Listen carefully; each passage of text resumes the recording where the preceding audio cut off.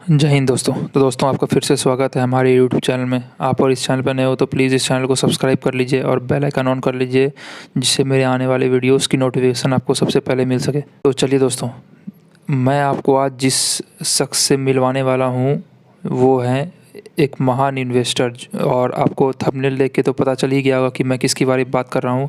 तो जी हाँ दोस्तों, वो है none other than Saurabh Mukherjee. तो दोस्तों, सौरभ मुखर्जी ने अपने रिसेंट इंटरव्यू में मेनली जो बताया वो कुछ सेक्टर्स के बारे में बताया जो आपको शेयर्स खरीदने चाहिए, जो मैं आपको आगे बताऊंगा। और उन्होंने मार्केट आउटलुक के बारे में बताया अपने उस रिसेंट इंटरव्यू में। तो दोस्तों, मैं आपको उस मार्केट आउटलुक के बारे में बताने वाला हूँ जो इन्होंने उस इंटरव्यू में बताया। तो दोस्तों, यूएस की बात करें तो यूएस में उन्होंने बताया कि करंट सिचुएशन चल रहा है उसको नज़रअंदाज नहीं कर सकते हैं।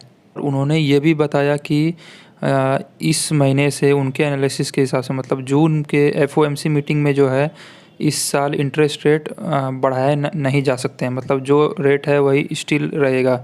और उन्होंने बताया कि एक से 1.5 साल के अंदर जब मार्केट इंटरेस्ट रेट जब नीचे डाउन होने लगेंगे तब मार्केट वहाँ का जो यूएस का मार्केट है वो ऊपर जाएगा। तो चलिए दोस्तों, मैं आपको एक और इंटरेस्टिंग फैक्ट बताने वाला हूँ जो उन्होंने चाइना से रिलेटेड बताया है। तो चाइना की बात करें तो चाइना के मार्केट में एफपीआई इन्वेस्टमेंट जो है दोस्तों वो मोर देन $3 ट्रिलियन है दोस्तों। इंडिया की बात करें और इंडिया की बात करें तो वो सिर्फ 1/6 है चाइना के मार्केट के अकॉर्डिंग। दोस्तों, मैं आपको एक और इंटरेस्टिंग फैक्ट बता दूं कि इंडिया के मार्केट ने चाइना के कंपैरिजन में डॉलर टर्म्स में एनुअल ग्रोथ और एनुअल रिटर्न 10% का दिया, और वहीं चाइना ने डॉलर के ग्रोथ टर्म्स में 5% एनुअल रिटर्न बस दिया है दोस्तों। इसलिए उन्होंने कहा कि जब वो यूएस के टूर पे थे तो उन्होंने जब कुछ फंड मैनेजर से बात किया तो ये पता लगा कि जल्द अगले 1-1.5 साल में जो वहाँ से मोर देन $0.6 ट्रिलियन, मतलब लगभग दोस्तों $0.6 ट्रिलियन का फंड जो है वो इंडिया में फ़्लो होगा, जिसके कारण इंडिया के मार्केट जो है वो अपवर्ड मूव और कर सकते हैं। तो दोस्तों, इसी से रिलेटेड उन्होंने 2-3 सेक्टर के बारे में बताया। और उन्होंने ये भी बताया कि अभी, मतलब प्रेजेंट सिचुएशन में अभी इंडियन के पास एक सबसे अच्छा टाइम है जिसके कारण वो इन्वेस्ट करके एक अच्छा वेल्थ जनरेट कर पाएंगे। तो चलिए दोस्तों, उन्होंने कुछ सेक्टर्स के बारे में बताया है, तो चलिए देख लेते हैं सबसे पहला सेक्टर कौन है। तो सबसे पहले सेक्टर की बात करें तो उन्होंने मेनली जो सेक्टर्स बताया है वो है बैंकिंग सेक्टर, और दूसरी सेक्टर की बात करें वो है फार्मा सेक्टर, जो मतलब मेनली एपीआई वाले जितने भी है। अगली सेक्टर की बात करें वो है स्पेशलिटी केमिकल, और लास्ट की बात करें वो है कैपेक्स वाली कंपनी जैसे एल&टी, और भी सारे जो मैं आपको आगे में बताऊंगा। तो चलिए दोस्तों, इन सारे का जो है देख लेते हैं उस रिलेटेड कौन कौन से स्टॉक्स उन्होंने बताए हैं। तो चलिए मैं आपको अगले स्क्रीन पे लेके चलता हूँ। दोस्तों, उन्होंने प्राइवेट बैंक में मेनली सारे बैंक के नाम लिए, लेकिन उन्होंने जो मेनली जो स्ट्रेस दिया वो था 2 बैंक, वो था आईसीआईसीआई बैंक और दूसरा था एक्सिस बैंक। दोस्तों, ये दोनों बैंक उन्होंने मेनली ज़्यादा जो है स्ट्रेस दिया। लेकिन दोस्तों, मैं अगर आपको अपने अनुसार बताऊं दोस्तों, तो अगर आपको जो बैंक लेना चाहिए वो है आईसीआईसीआई बैंक, क्योंकि इसका जो लोन ग्रोथ है और भी सारे नीम, मतलब नेट इंटरेस्ट मार्जिन, वो सारे दोस्तों अपने हाई लेवल पे भी चल रहे हैं। और एक और सारे कंपैरिजन अगर देखें दोस्तों, चलिए मैं आपको सारे कंपैरिजन में लास्ट में बताऊंगा कि सारे में सबसे अच्छा रिटर्न किसका रहता है। तो सबसे पहले अगर हम देख लें दोस्तों आईसीआईसीआई बैंक की बात करें तो अगर आप इसका मार्केट कैप देखें दोस्तों आईसीआईसीआई बैंक के, तो 6.64 लाख करोड़ दोस्तों, मतलब इंडिया की टॉप 5 मार्केट कैप वाली कंपनी में से एक कंपनी ये भी आती है दोस्तों। तो चलिए आगे मैं आपको और दिखा देता हूँ और उन्होंने किस शेयर के रिगार्डिंग बात किया है। तो दोस्तों, अगले शेयर की बात करें, उन्होंने एचडीएफसी बैंक का भी नाम लिया, जो और उन्होंने ये भी कहा कि ये एचडीएफसी बैंक उनके पोर्टफोलियो में भी है। और दोस्तों मैं आपको ये जितने भी स्टॉक रिकमेंड कर रहा हूँ वो सारे ही एजुकेशन पर्पस के लिए दोस्तों। इन्वेस्ट करने से पहले आप ज़रूर इन सारे में रिसर्च कर लें और एक डिटेल एनालिसिस के बाद ही अपने हार्ड अर्न मनी को इन्वेस्ट करें दोस्तों। तो चलिए मैं आपको और आगे लेके चलता हूँ। तो दोस्तों इसकी बात करें तो इसका अगर आप मार्केट कैप देखना चाहते हैं दोस्तों, देख सकते हैं कि 9.12 लाख करोड़। दोस्तों आपको तो पता है कि HDFC बैंक और HDFC मर्जर के बाद, मतलब HDFC ट्विंस के मर्जर के बाद दोस्तों ये सेकंड नंबर की मार्केट कैप वाली कंपनी बन जाएगी। अगले बैंक की बात करें दोस्तों वो है कोटक महिंद्रा बैंक और एक्सिस बैंक।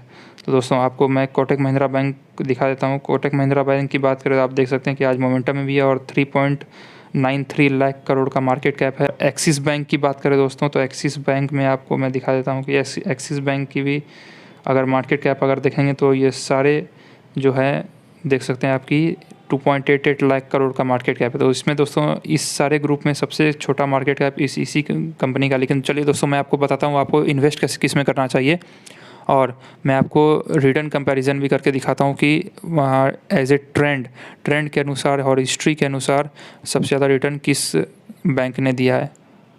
ये देखिए दोस्तों जो मैं आपको बता रहा था कि अगर मैं ये दोनों बैंक जो है वो रिकमेंड किया गया है उनके द्वारा।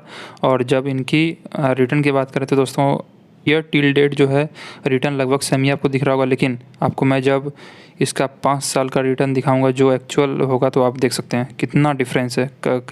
ICICI बैंक ने अपने इन्वेस्टर्स के पैसे को लगभग 2.5 गुना कर दिया है और वहीं उसी के कंपैरिजन में जब एक्सिस बैंक की बात करें तो उसने मात्र 74% का ही रिटर्न दिया है अपने इन्वेस्टर्स को। तो चलिए दोस्तों अब मैं आपको अगले सेक्टर्स की ओर लेके चलता हूँ। तो अगला सेक्टर की बात करें दोस्तों वो है फार्मा। तो फार्मा में दोस्तों उन्होंने जिस कंपनी का नाम लिया वो है डिवीज़ लैब। तो दोस्तों उन्होंने ये बताया कि स्पेशल मेंशन करके ये बताया कि उन्होंने अपना इन्वेस्टमेंट इसमें 2x से 3x कर लिया है।